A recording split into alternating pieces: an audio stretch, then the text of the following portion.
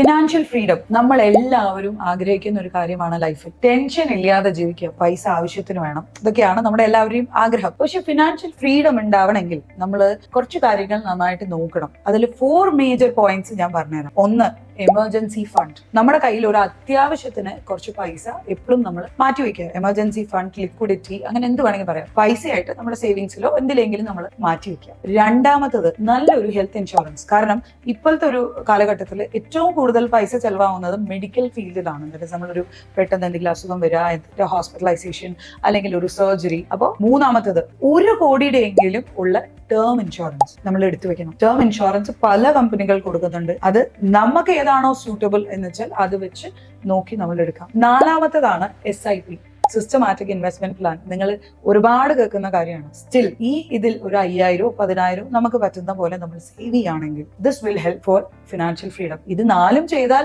Financial freedom ഉണ്ടാവുമോ എന്ന് ചോദിച്ചാൽ ഉണ്ടാവില്ല. ഇനിയും കുറെ കാര്യങ്ങളുണ്ട്. പക്ഷെ നമ്മുടെ റിസ്ക് കുറച്ചും കൂടി കുറയും. കാരണം ഈ 4 പോയിന്റുകൾ നമ്മൾ ഫോളോ ചെയ്യുകയാണെങ്കിൽ. സോ 4 പോയിന്റുകൾ മറക്കണ്ട: emergency fund, health insurance, term insurance, SIP. ഇതിനെ കുറിച്ച് കൂടുതൽ അറിയണമെങ്കിൽ we are here to help U.